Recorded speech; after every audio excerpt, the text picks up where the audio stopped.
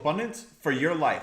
I'm your host, Ron Turbo, author of the Heavenly Treasury series on biblical finance, here today with some great content delivered just for you. And if you're just tuning in just this time, what I want to say to you is this. Thank you for taking the time out of your busy day to come to this broadcast. And the reason I'm saying that is because here at this broadcast, we help you get into God's financial flow for your life to achieve everything that you have been called to achieve, that God has given you to fulfill in your heart, and to be a great and mighty influence for you and the kingdom. So therefore, I want to thank you for coming in today, whether you're watching this live or even on a restream. I want to thank you very much for that. And my prayer today for you is that you get into the flow of what God wants you to do for your life and achieve something that you could have never achieved any other way. Okay? Because I'm going to tell you this right now. God has a very special place for you in his kingdom. He has a special plan and purpose for you, and he wants you to fulfill that. And there are massive, massive, massive financial rewards for doing so.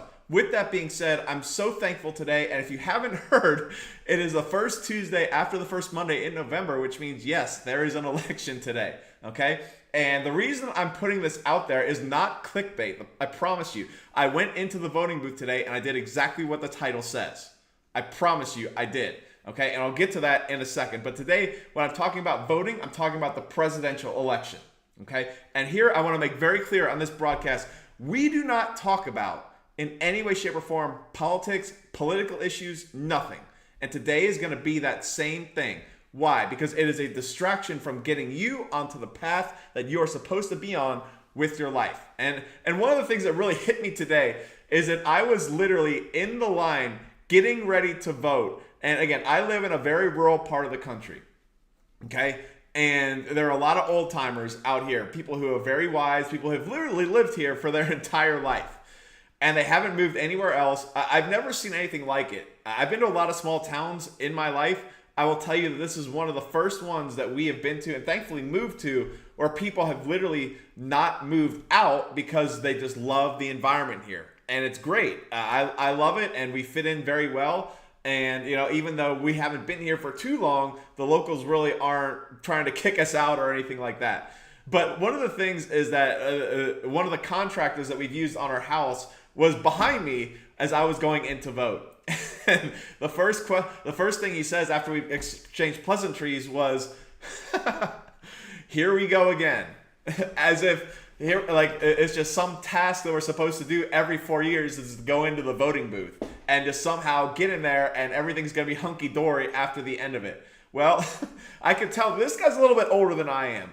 He's been around for a few elections, and it's comical and sad in quite a ways that he just feels obligated in some way, shape, or form to go in and vote, as if it's not just a civic duty, which again, technically it is, because there's a lot of people around the country, around the world really, who can't vote or have any influence in the government that's running the country that they're living in. But I'm going to tell you this right now. That really just solidified what I was going to talk about today. Because I mean, we've had a lot of growth on our Facebook following right there. And if you haven't followed us on Facebook, hit the link below. Okay. And again, everything here was going to be restreamed over there as well. But I kept thinking about this. If you're going to keep voting and voting and voting, this guy I could tell in his voice, nothing's changed over the years. His vote just feels like it just doesn't matter. And I'm going to tell you why that is here on this broadcast today. And again, I promise you, this is not going to be political. This is not going to be trying to influence you one way or the other. I have no interest in that. I don't talk about any political issues on here. And I do that for a very key reason, because this broadcast is meant entirely to get you on the flow that God has for you and to achieve an abundance that you could have never achieved anywhere else other than the specific place that God wants you to be. But why am I doing this today?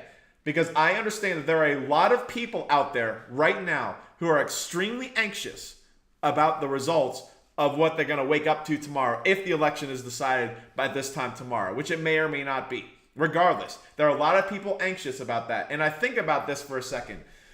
I haven't been around for a ton of presidential elections, okay? I'm in my late 30s, and so I have voted in just about every election. Obviously, I didn't do it for this one, but you know, other than that, it's really just comes down to who has been running at the times. And I remember the very first election that I went into was when I was 18 years old. I had just turned 18 about 2 or 3 months prior to that voting day, and it was George Bush versus John Kerry. And I think about that, and I'll get to that election in a second, but I just think about this. If things had not gone the way they did, which was George Bush being elected over John Kerry, would things have really been that different in America? Really? Probably not. Because in 2004, which seems like an eternity in politics, we were in the middle of a housing boom. We had just gone into Iraq and Afghanistan after 9/11 happened. And it didn't really matter who the president was going to be in 2004, 2005, 2006. The housing crash was still going to happen, economically speaking. The seeds had already been sown. There was no way out of it. So regardless, we were still going to get some massive housing crash, a banking crisis, economic crisis, all that stuff was still going to happen. Okay, but I'm thinking about the last couple of transformative presidential nominees. Okay, the first being Barack Obama, which most of us do recall in 2008 if you're older than 30 years old. Very transformative guy. I think he had been in the U.S. Senate for not even 2 years, and he was already running for president, which is totally unheard of. Totally unheard of. I mean, most people who have been elected president outside of our first couple of presidents have been in elections for a very long time, or seasoned politicians. I mean, John F. Kennedy may have been an exception, but for the most part, somebody like him does not come around very often. And obviously, he ran on a hope and change platform. But at the same time, what are some key promises that he did make beyond just the hope and change? Okay, Obamacare was one of them, and he did fulfill that. But putting that one aside, he promised to get us out of Afghanistan, which did not happen. And that was a big one, too, because we'd been in Afghanistan for a long time. I mean, we had gotten bin Laden in 2011, yet in 2012 we were still there. 2014 we were still there. 2016, when he left, we were still there. He never got out of it. He also promised to close Guantanamo Bay, which was a big one at the time because there were a lot of human rights concerns about how those people were being treated there. Because, well, I mean, one of the reasons why we had Guantanamo Bay was because if a prisoner had gone to U.S. soil, he would have all the Miranda rights and everything like that, and had a full trial and all that, and a lot of classified information could have come out, and we didn't want to have that happening. Again, not saying that's right or wrong, but just saying why that was. So one of the big promises he made was to close that, because again, a lot of concerns over human rights violations. Little island in the Gulf, right off of Cuba, so we could kind of get around that jurisdiction, but that didn't happen. Okay, and so a lot of those key things that he wanted to do really didn't come into fruition. Okay, so he was very transformative. And of course, Donald Trump was very transformative in 2016 as well. In the history of American presidents, every single president outside of really every single one prior to him was either a governor, a senator, or a general. One of those three. All of them. Just go back through all our presidents. They were all generals, they were all congressmen, senators, or they were governors. One of those three every single time. And here is a businessman, never run for political office in his lifetime, goes in and wins. Now that was very transformative guy.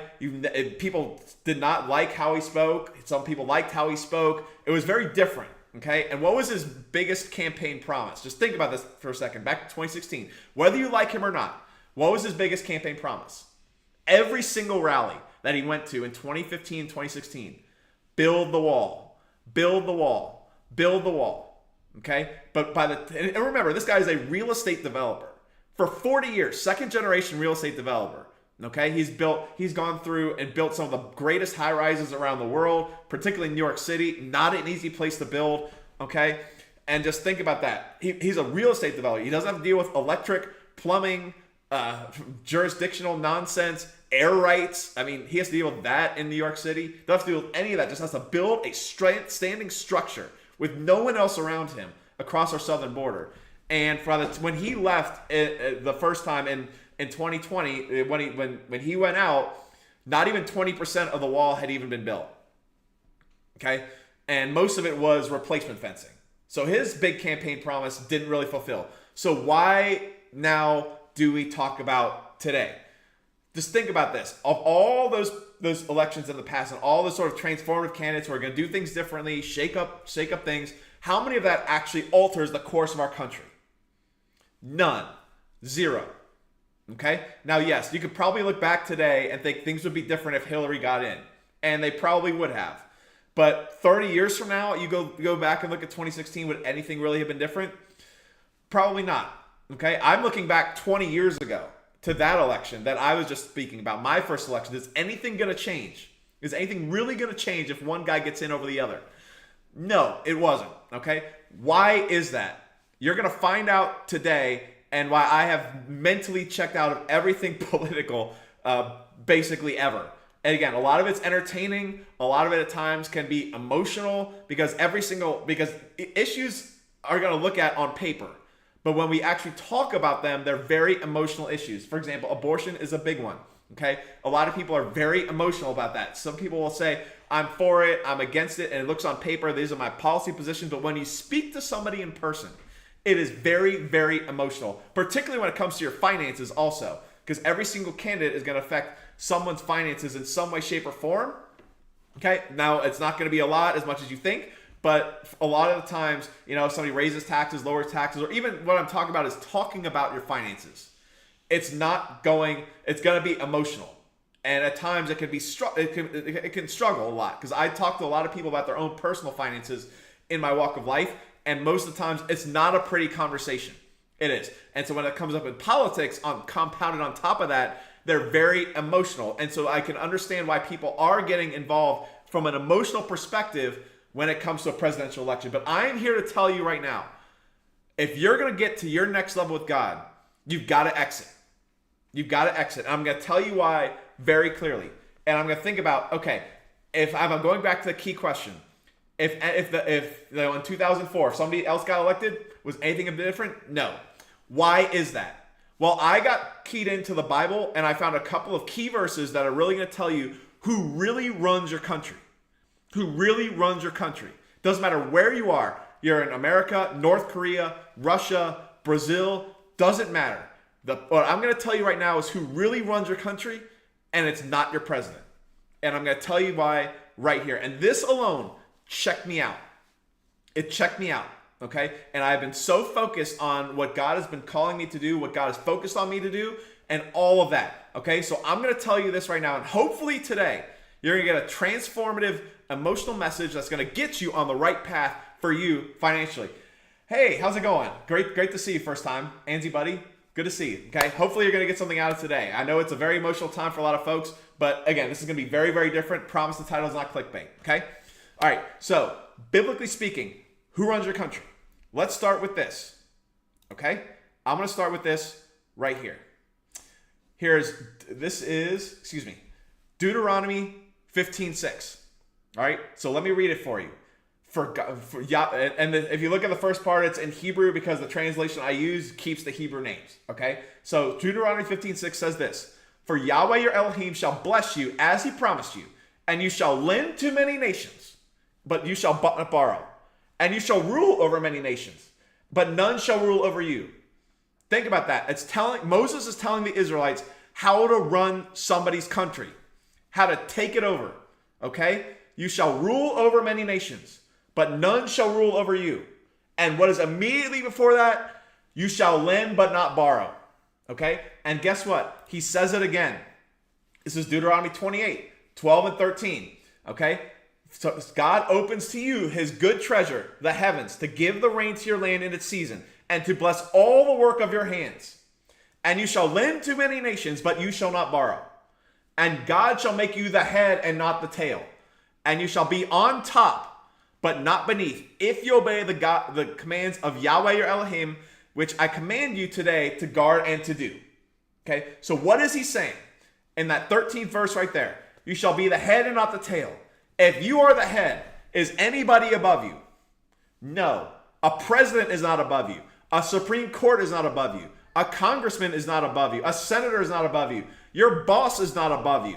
Okay? You are the head, meaning nobody is above you. That's what he says. And what immediately precedes that? You shall lend to many nations and you shall not borrow. Okay? That is how, biblically speaking, the Moses who got word from God told the Israelites, his tribe, how to take over the land, how to take over the nations. He said to lend to them. Okay? That is how you know who runs your country. Who is the lender? Who is the lender? Which nation is the lender? Okay, so let's focus on that for a second. It says nations. You shall lend to many nations. What is a nation? A nation. This is per Google. This is not my definition. This is not dictionary definition. This is Google. This is the Oxford Languages.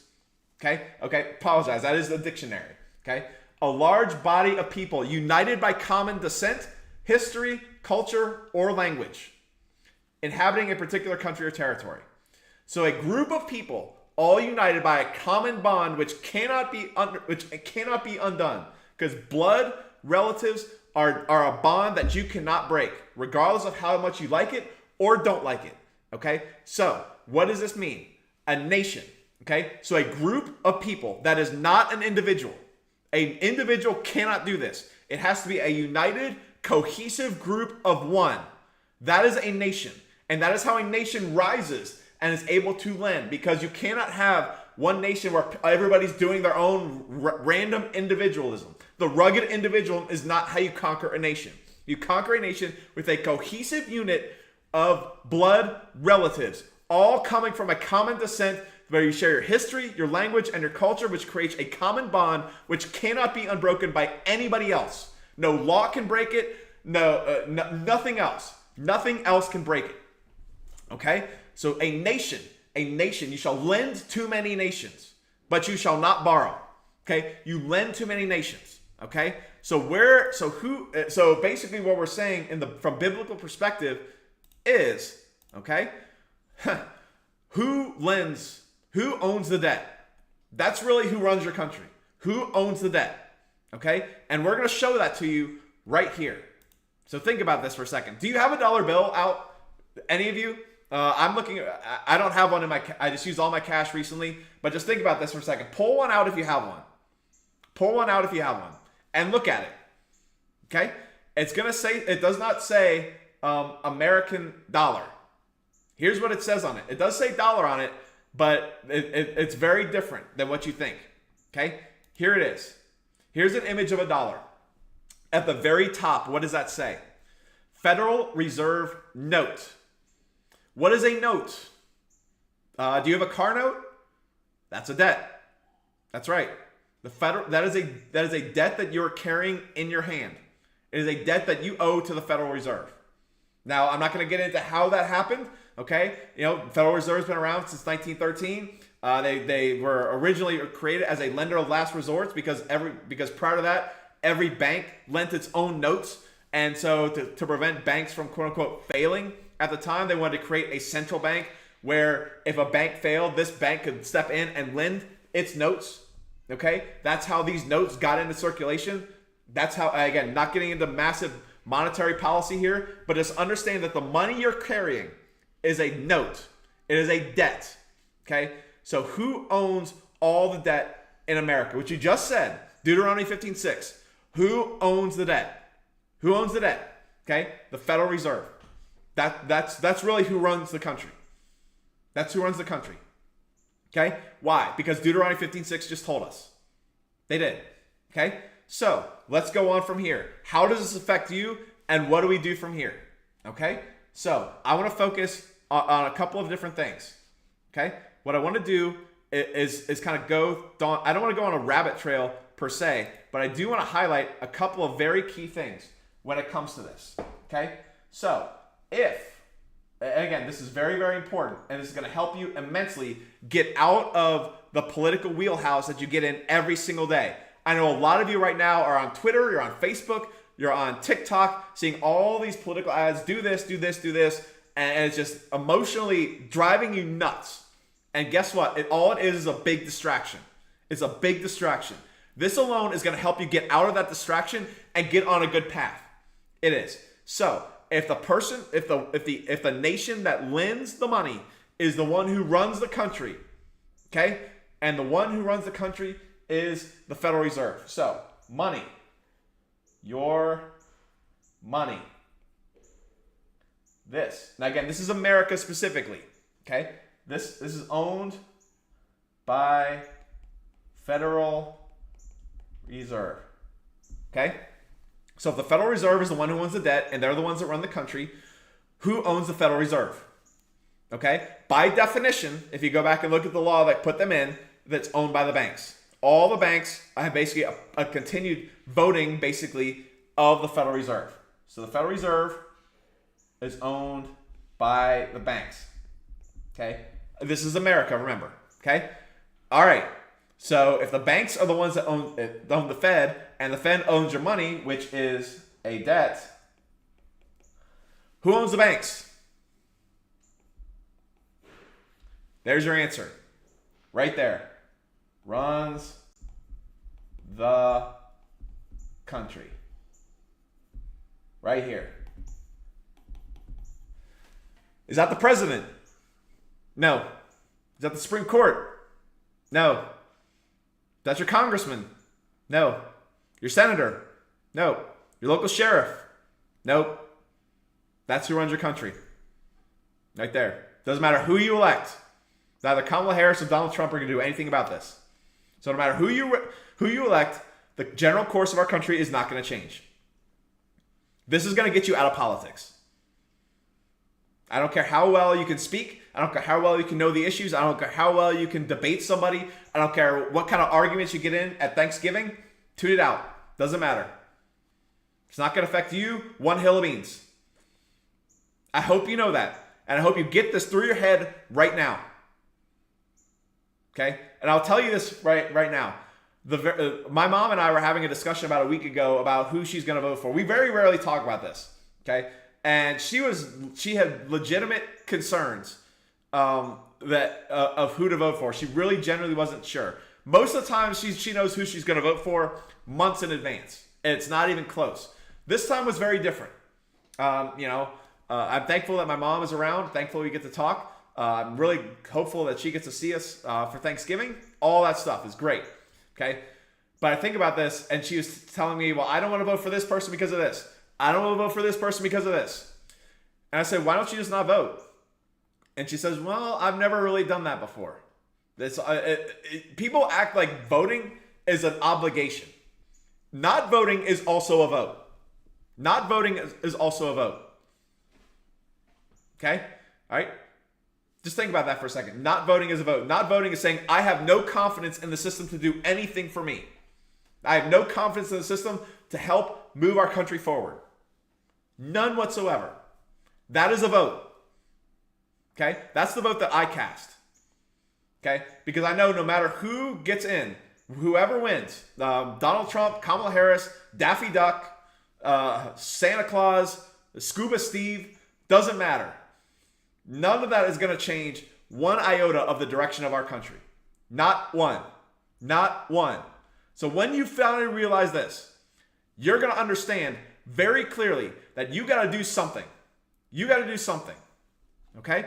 So, here on this broadcast, and that's why this broadcast is very different from anywhere else you've been to or anywhere else you will go, is that we do not just give you problems for you to go in and mull over and just hate your life. Okay? Because I know there's a lot of folks who do that. And again, this is not a ministry.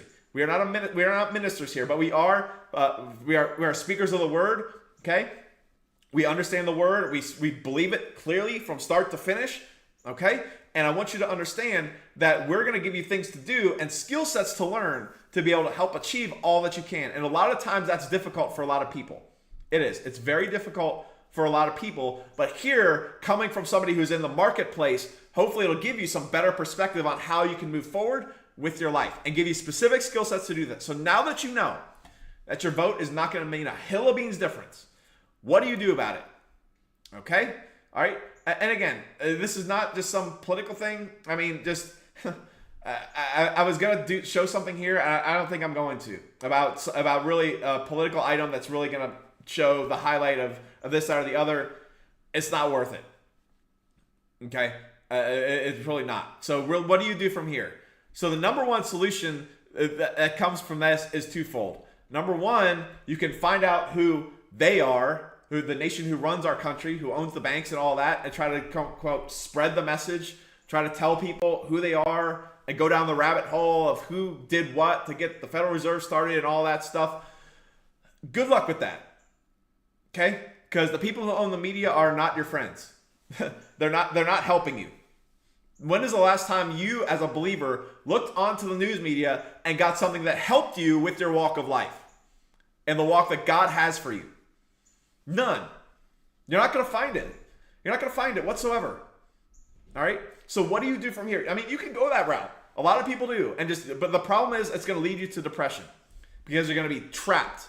You're going to say, there's no way out. I can't do anything. These rich, powerful people are just running the country from some bunker somewhere. They're pulling the strings and all that. Okay? We don't do that here. There's plenty other broadcasts that you can do that here. Plenty on Twitch. Plenty on YouTube. Plenty other social media stars that have millions of followers that are all just depressed. They're not going anywhere with their life and they're not doing anything mighty for the kingdom. I don't want to be that way. I would rather have 100 people. We'll call it 300. I don't know why Leonidas is on my mind right now. Okay, I'd rather have 300 people. Okay, armed to the teeth, ready to fight for God and His kingdom and to be a force of good and influence in this world, than 10 million people who aren't going to do a damn thing. Okay, that's what I want. So that's number one you could do. Just go down the rabbit hole, watch the videos, find out who these people are, and just spread the message about voting doesn't matter. Good luck with that. Number two is what you better ought to do, and that's focus on your assignment within the kingdom. Why is that important to you? Because you're going to rise higher and higher and higher to a greater level of influence that you ever possibly could. How do I know that? Because it's biblical. Here it is. Okay? And you cannot see that. All right, let's do that. Okay? All right. Here we go. Proverbs 22:29. Do you see a man who is skilled in his work? He does stand before sovereigns. He does not stand before obscure ones. Let me read that again. Do you see a man who is skilled in his work? He does not stand before sovereigns. I'm sorry. He does stand before sovereigns. He does not stand before obscure ones. What does that mean? He stands before kings. A sovereign is a king. A sovereign is a leader. A sovereign is a president, a prime minister. If you are the very best at what you do and you rise to the level that God wants you to rise to, that's how you influence for the kingdom. It's right there. It's right there. And when you do that entirely as a nation, remember, blood relatives for a common descent, language, and culture. That is how you conquer whoever is in charge of who's running your country. That's how you do it. And that's what we focus on right here to help you specifically. Why? Because the number one problem in America right now is finances. It's finances. The majority of America, if you're watching this right now, is one paycheck away, is either in poverty or one paycheck away from poverty. That is ripe ground that we as believers can be a great and mighty influence for the kingdom. We can. And so that's what we do on this broadcast.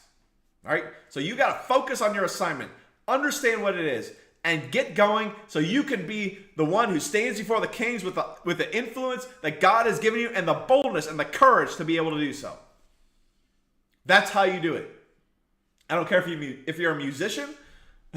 Believe it or not, the musical band from the church that I was attending in the beginning of 2017 when Donald Trump got elected, he selected them to go play at the White House. He selected them to personally play at the White House. Oh, I'm just in a little band doing my thing. I don't care. You got a level that you want to achieve? Get going. Get moving. Stop feeling sorry for yourself. Get moving forward.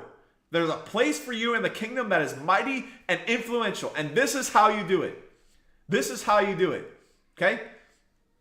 That's how you do it. Okay? So that's number one. And what does this have to do with politics? What does this have to do with politics? Okay? What if I told you that money influences politics significantly and always has? Always has. Okay? Any of you guys recognize those folks? I sure as heck don't. Remember an era when presidents wore a black tie to go to campaign events? I've never lived in that era, but these guys did. That is William McKinley on the left, William Jennings Bryan on the right. That is the election of 1896. What does this have to do with money in politics? because two people funded McKinley's entire campaign, and McKinley outspent by just those two individuals all of William Jennings Bryan. So guess who won? William McKinley. Didn't matter whether he was popular, didn't matter whether people liked him. He spent the money, and therefore he won. That's very hard for you to understand and fathom. Yes, that's right. John D. Rockefeller and J.P. Morgan, the original J.P. Morgan, together, those two individuals funded William McKinley's campaign. And those two alone spent more money than all of William Jennings Bryan. Okay? That's what happens when you have influence. Now, I'm not telling you to go off and buy your politician. I don't care. Okay? But that's what money can do. That's why money is important. Don't tell me money doesn't matter to the believer. Don't tell me God can just wave a magic wand. No. He's got to find people to use. And if you're that person, he's going to reward you handsomely. Very, very handsomely. That's what I want for you. That's what I really, really want for you.